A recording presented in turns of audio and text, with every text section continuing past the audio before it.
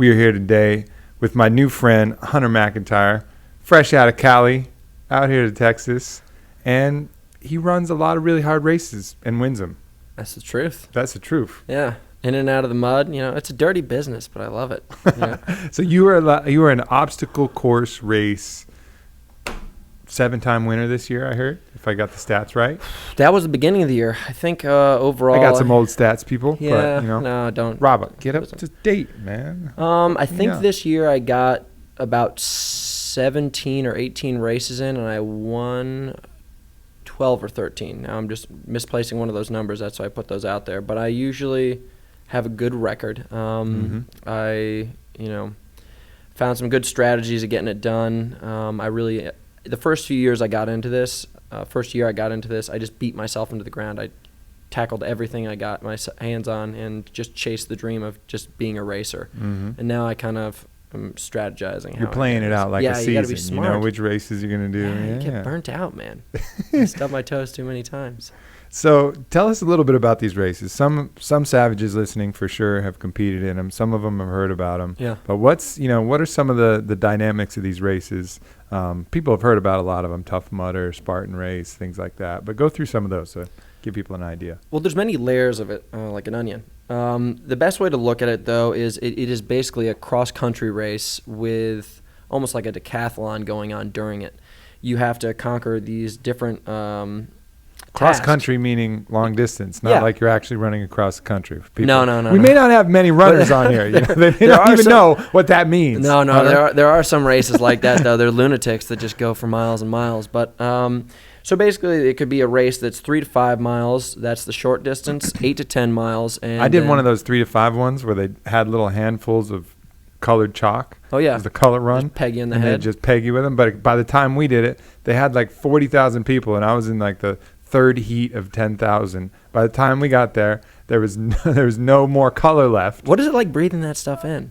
I don't know, because there's no more color left. So everybody wanted to take that Instagram photo of themselves all colored up. So they were literally digging out of the dirt of like the old color and just rubbing dirt and mud on themselves. And I'm like, I paid $50 for this. This is crazy. Yeah, well, that's what it is. It's this new craze where nobody just wants to go out and run anymore. They need to have stained clothes, whether it be mud, color, some kind of like blood of their own or someone else's. They're lunatics, and I'll say the menstruation run. Exactly. They're actually they have things like that where it's girls only. So I don't know what they do there. I haven't seen it. Everybody's running around in big cotton swabs. Yeah, exactly.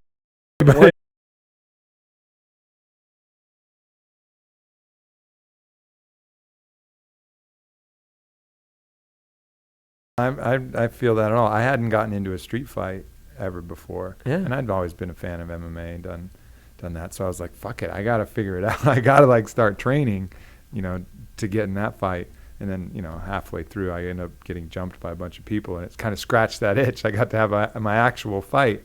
But if I didn't, I would have continued on the course, just because it's like it's part of our birthright, using this body in those ways. And if you've never got to scratch that itch, you can go through this entire life and never know what that feels like. Yeah, well, it's taken the world by storm. It's an international sport that I believe outgrew marathoning in 2013 in the United States. And, just the markets like in Mexico and Canada and the UK are just crazy.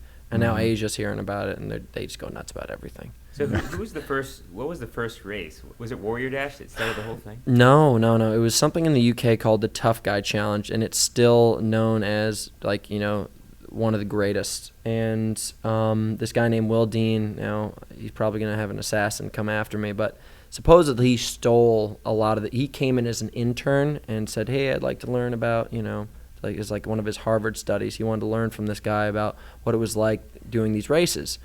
And then he took all the information, brought it over here, and started Tough Mudder. And since then, everybody and their mother and their friend has started up their own race, whether it be the mud hoppers or Battle Frog. It could just be anything. It's like a backyard throwdown. If you got some space and you got a tractor to dig some holes, you can start your own race. Yeah. Yeah.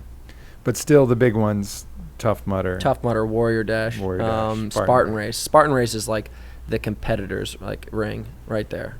That's the real deal. It's like the UFC. Everyone goes for that. Yeah, so all the heavy hitters go to that. And then there's a couple other guys that are in that top tier echelon that you're battling it out with. Tell us about that rivalry. Well, it's not necessarily rivalry because I was just staying with some of the athletes this weekend. Of course, we hate each other for minutes of certain days, but we're mostly best friends. I call them all the time. But like this summer, I ran a race, and before that race, I told my buddy, I was like, I'd beaten him at every race that we'd ever done. I was like, you're never going to beat me. And of course, we run the race. I roll my ankle, tear a ligament, and the dude beats me. Like it was the ultimate Godsmack. So, it's very challenging. And the way that these races are just designed that anything could happen, it's anyone's game.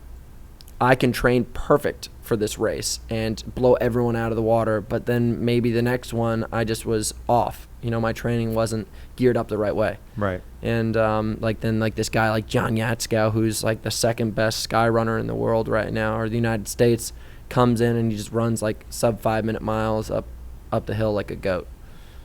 Just crazy stuff. So is that, how does that translate? Some of the obstacles are meant to even out that kind of Kenyan distance runner, that super skinny, emaciated, because you're a rather large dude for an endurance race. So there must be some advantage that you're getting from the strength, like you're saying, right? Well, that's why I'm so obsessed with functional fitness. My body can take on things in ways that these other athletes can't. Now, that's a gamble because I spend so much of my time going towards that functional fitness, but I usually take that gamble because sometimes we'll hit some things where, I'm going to say this, the shit hits the fan, and, I can grit through it because of that hard work that I've been putting in. Like, at World Championships, they put these super heavy obstacles in that will give you, it will pop blood vessels. It's crazy stuff. And, I also love that kind of training. Right. Yeah. I just want to be a brute. There's certainly an appeal to that. I know every time any kind of Navy SEAL movie comes out and it shows some of the training, I got all these friends that are like, I'm just going to do it, bro. I'm signing up. I'm signing up. I say all the time. Motherfucker, you're whining in the workouts in the gym. We got a cold hemp force shake for you. You're comfortable. You're rested. You aren't going to go to the Navy SEALs, but people want that. They want to get pushed. And we give them that little taste just for a weekend. Yeah. That's cool. At this point, I think you're going to, if you walk into a room where there's 5 people, you're going to bump into one of them that's done one of these races. Whether they love it or not, no big deal. But I'd say a lot of them become addicted and repeat offenders. They get tattooed in it. It's crazy. Yeah, I hear you. So how'd you kind of come into that? What was your pathway? So I was doing this frat boy lifestyle out in Malibu, where one of my friends hit it big and rented a house out there for a year, and we were all just living large. Near Pepperdine, but I actually met my girlfriend. She went to Pepperdine, but he just made money in the stock market and bought this huge house out there, and we're just kind of being dudes, just doing dude stuff, working out all the time. Yeah. And we stumbled upon gym? Malibu Fitness, close, but yeah. We stumbled upon it on active.com. My buddy runs the room. He's like, Spartan Race! Just starts raging. And that's just how we threw down, whether they came in with a beer or a computer with something fun on it. We just kind of danced around and started screaming it. And I signed up. All the other guys signed up. And next thing you know, I end up being the only guy at the starting line. And then the gun goes off. And refer back to comment about frat boy lifestyle. What do you want? You want all the... Oh no, I was just hypothesizing why some of the people might not have shown up. Well, I don't know if it was business meetings. Yeah, it was. Usually, of course it was. They were distracted by very scholarly things. But I think everyone. We were actually drinking the night before, truthfully, and I was on the line and I was pretty buzzed. I was in my underwear and a pair of tube socks and a headband on, and I was just like. There's that rage buzz point, but I don't know how good it is for endurance. It's usually good for a short burst. You know what?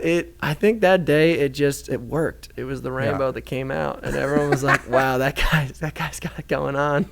I remember because I walked up and everyone's dressed up in these, like, really like athletic spandex, like, compression gear, perfect shoes. And I'm just like in a pair of like sweaty underwear and I'm jumping up and down. I looked like a mess. So I've cleaned up my act since then. And when I was out there, it's good and a little disappointing at the same time. I think a lot of people wish I'd bring that guy back, but he doesn't make an appearance every now and then. Every once in a while. Yeah. It's a one time. It's kind of the same with me. I have to bring him back. This was Halloween weekend, so I got to dig back into the archive. I didn't get to express that this weekend because I had a race. But I'll bring it out some other time. Yeah. But it's good to know it's there. It actually. Is. When I got reacquainted with it this weekend, I was like, oh, yeah. Doesn't it feel good? I remember you. Shuffle through your deck, pull out that car. You're like, I'm not going to play it. You howling wolf, crazy motherfucker. I remember you. Did you go out in Austin? I did go out in Austin. Nice. I heard you guys have a real legit town. Just like we do. It is just the party capital of the world. We can throw down. Yeah? Yeah. God, I wish I could change my flight. Next time, I promise. For sure, yeah. It's going to be a tough week this week, long Halloween weekend. Oh, I know.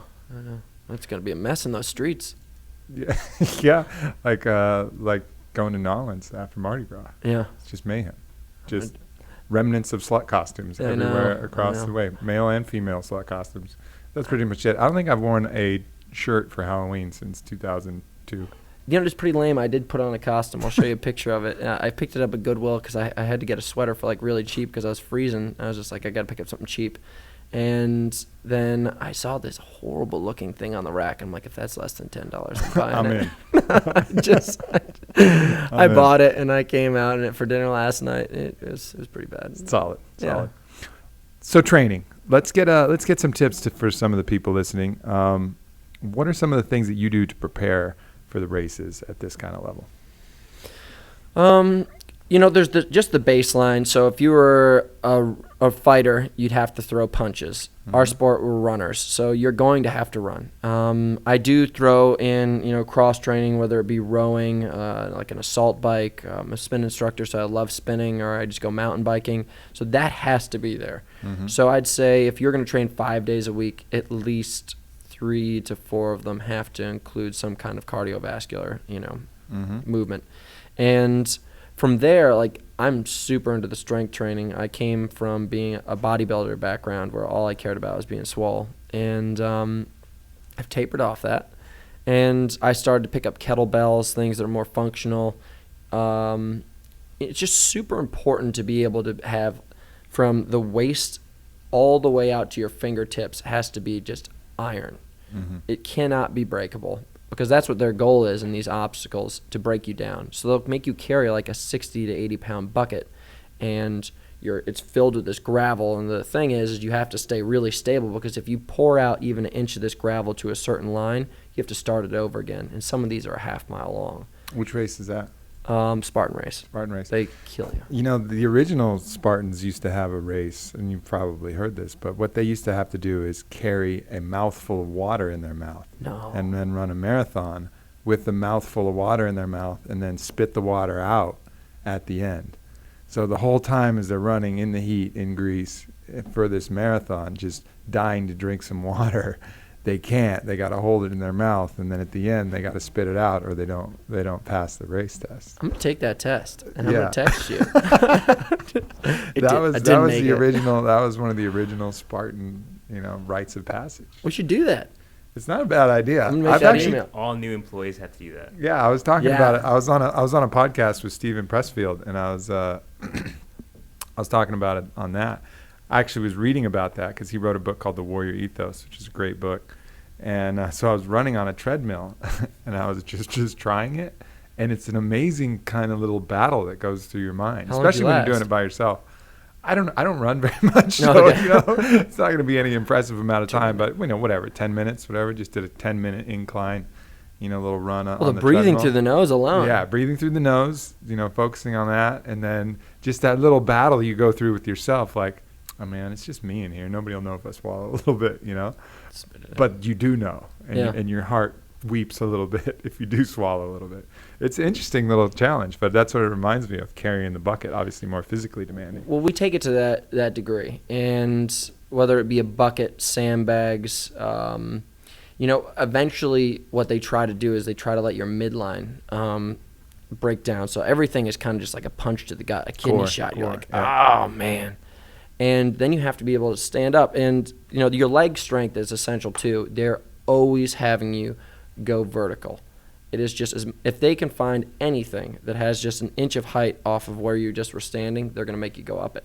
Mm-hmm. So I also combine it with a ton of things where I love these things called murder marches. Anybody who's dumb enough to follow me for a murder march, like I'll meet, like a friend's like, will message me, he's like, hey man, I'm in Malibu, like you want to work out? I'm like, murder march. I'll have him meet me in a random place and I'll take out this huge sandbag, and what you do is you throw it on your back and I'll sprint as far as I can, and then right when I start to poop out, I throw the bag on your back and then you start going, and we'll go for like 5 miles. And I do that once every 2 weeks. You can't do it much more than that. And this just builds these just legs that just pump veins out of them. It's just the best. So you have to do things whether it be a weight vest, you're carrying one of your like hyperbells, a kettlebell, anything. You just need to move with weight. Have you used the hyperwear weight vest before? No. You got to try that out before you go. I'm gonna chuck some stuff on. Yeah. I got a weight vest, any kind of weight I can get myself on. Wear those little ankle weights. I challenge myself in any degree possible. Yeah, I know. One of my best friends is Bodie Miller, the Olympic skier, and he does some sick stuff. It's all shorter duration, but the leg intensity of that, to be able to hold some of those angles at 80 miles an hour with the G-force and the compression, like you're going through a turn like that, and imagining just in that kind of squat tuck, after like someplace like Kitzbühel, you've been skiing for 2 minutes, and it's just like. So they'll wear those things while they're skiing? So they do them in training though, but he'll put like a 50, 60 pound on and just sprint up a hill or do like squat jumps, but like heavy ones too. Yeah. Because that's the kind of beating that he's got to get his legs used to. Well, that's similar. That's a sustained endurance that we want to do. Whether it be intervals of like 60 seconds on, 60 seconds off of like, multiple different sets of multiple movements. I'm always trying to tax myself and be able to measure it in some way. So Tabata intervals are amazing. Yep. And do you still do those 20 seconds then 10, or do you? I'll change everything up, but like sometimes when I get back from a run, I'll pick up the kettlebell or the sandbag and I'll just go straight to my phone. And the simplest app is the Tabata app. Mm-hmm. I don't think about it too much. Trying to design something, I'll just put it on and I'll start raging. And for those of you who don't know, this trainer Ken Tabata created this protocol of 20 seconds of work followed by 10 seconds of rest. Yeah. And athletes of all different types use it. Fighters use it. One of the ways you can jack the treadmill incline way up and the speed up. Vicious. And then rip, a round of 10 or 20 or however many you got of that. 20 seconds of work, 10 seconds of rest. Repeat. That's exactly, I'll even do my running like that. And so whatever I can measure myself at, and whether it's this week, the next week, or the following, I try to test myself on a similar workout in a relative period of time where I can see if I'm improving. Mm-hmm. Yeah, and outside of the training, it's always kind of a cocktail of the nutrition, whether it be supplements, food, and I include rest in that. Yeah, the whole thing. That's important. Yeah, That's smart. Yeah. You were telling me a little bit before the podcast that you made the transition from all of these crazy, triple raging rhinoceros balls supplements to more, earth-grown, nutrient-based, natural supplements. Yeah. Talk a little bit about that and how, you went through that transition. Well, as a young lad, you you flip through these Musclehead magazines, and you don't. I mean, when I look at a runner magazine, you don't see the appeal to that when you're a young kid. You're not like, oh my God, that guy's a stud. But then you look into the next magazine on the shelf, and then there's this yoked dude. Yeah. And you're like, I'm starting there. And you find out what he's on and his training plan, blah, blah, blah. So then I would just take, every penny I had on me, and I'd just call up bodybuilding.com, and I'd be like, yeah, I want that stack. That one that says muscle building stack? Yeah, 2 of them. No, 3. Yeah. I'll overcharge my credit card. And I was putting all this stuff in my body, and you'd feel like, you're like, wait a second, is this what feels good? And then you could just tell over the months and the years, of just, weaning on and off them, like, you're like, this cannot be good. Mm-hmm. And it's just a stimulant-based thing where it's kind of just,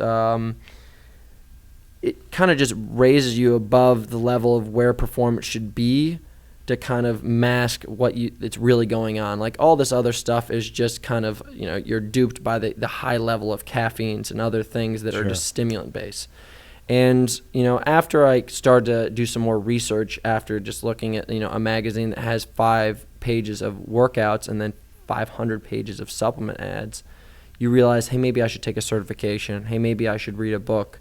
And I started to do all the research, and you'd find out these, that the right path is not necessarily the immediate results that you may get from, like, Super Jack Max 500. Mm-hmm. And so that's where I started to find, products such as yourself that you guys produce, and, start reading about how, if I ate blueberries after a workout, combined with the carbohydrates and the anti-inflammatory properties, like, that's better for you rather than, Recovery 5006 plus T. Yeah. All these crazy names. And, as I've matured as an athlete, I'm not wasting time in the gym or wasting time, flipping stuff in a pot or a pan that I thought, may have made me the superstar back in the day. Now I'm kind of like, well-rounded, and I know what's going on. Mm-hmm.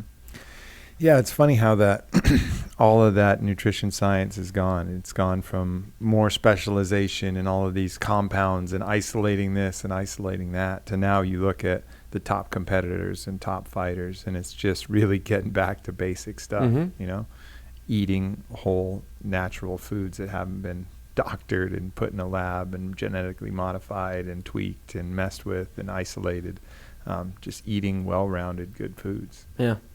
I miss it, though. I'm not gonna lie. Like, opening up a cabinet, and there's just like 6 or 7 different jugs and just like powder all everywhere. A variety of neon colors. Yeah, and I've got like posters with like a jack dude and like crazy colored graphs underneath them. Like, this is what success looks like. Yes, every day. Yeah. Do you miss that guy more or the crazy party guy more? I miss him. Yeah. Yeah, I know what you mean. Those are just, it was just such, I felt like Lewis and Clark going into the gym, just like crossing these just unseen territories every time. But now that I'm in like a routine, it really, this is where you get to see the improvement, and it's going to last. And as an athlete, and even as anybody who's listening to this podcast, wherever you are right now, if you want to see yourself in a better place in a few years, it starts with the food, and then it starts with a well-rounded training plan. And if you really want to jack it up, like, start to, implement things that will support that, kind of lifestyle. And that's where, supplements like yours have made a huge difference, especially for athletes and, the thinkers with Alpha Brain. Mm-hmm. It's awesome stuff. Yeah.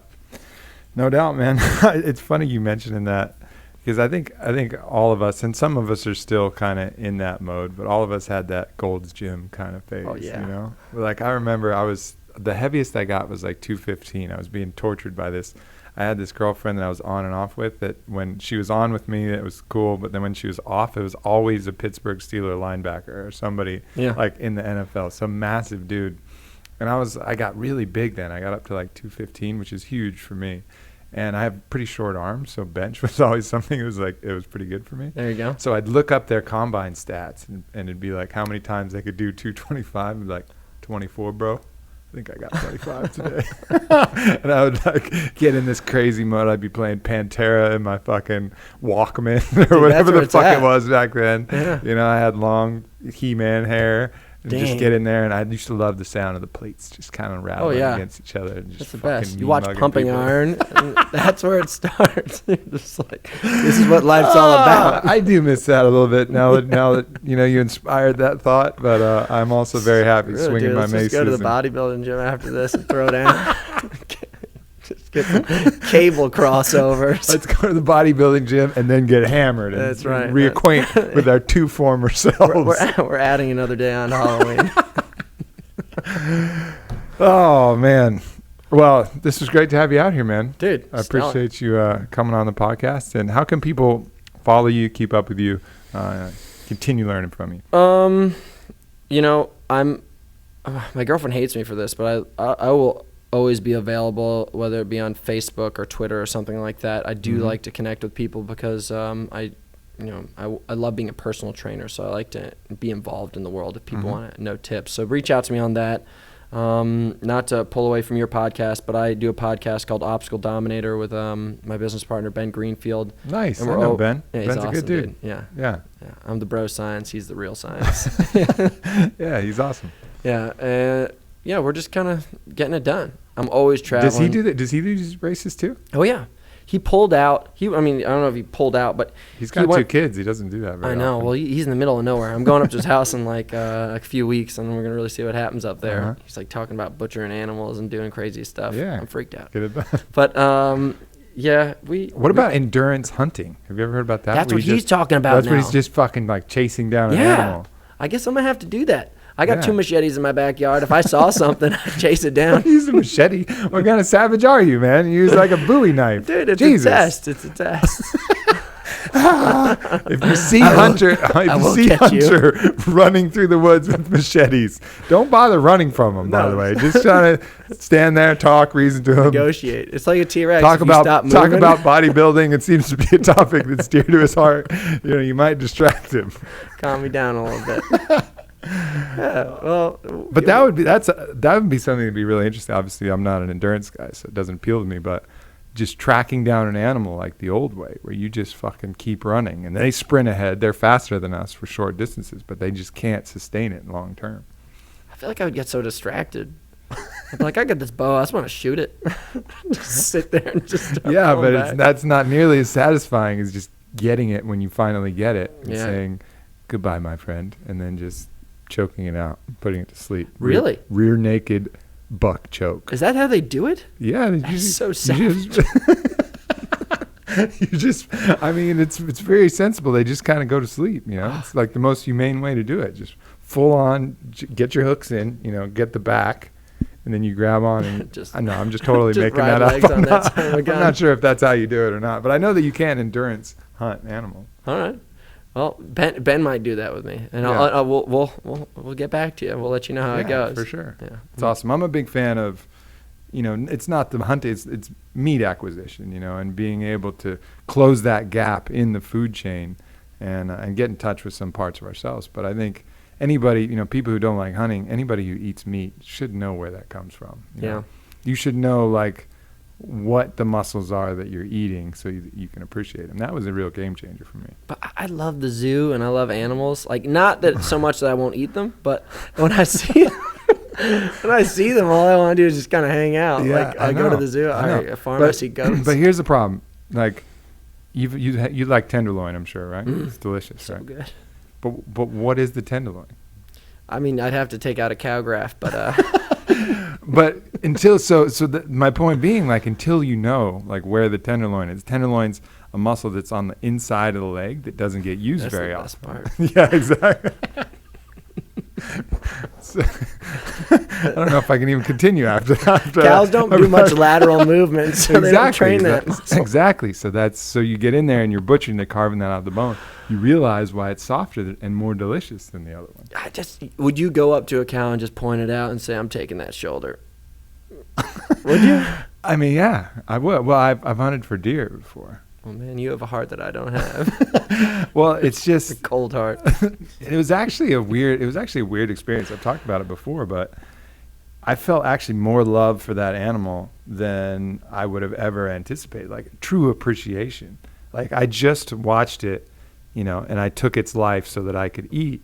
It's not that I had to eat that, but I was going to eat some other animal anyways that was taken without any appreciation. That's the Apache mentality. Yeah, exactly. And it was like, man, I was just overwhelmed with gratitude for this animal that I was going to take. And then, so I use its hide on my altar. I'm having the meat. I made the meat into all kinds of things, ground chuck, sausage, just for different meat that I just took right then off the bone. And you're getting me a little excited now. Stuff. Yeah, man. We got to just take on this jersey. It's fucking rad.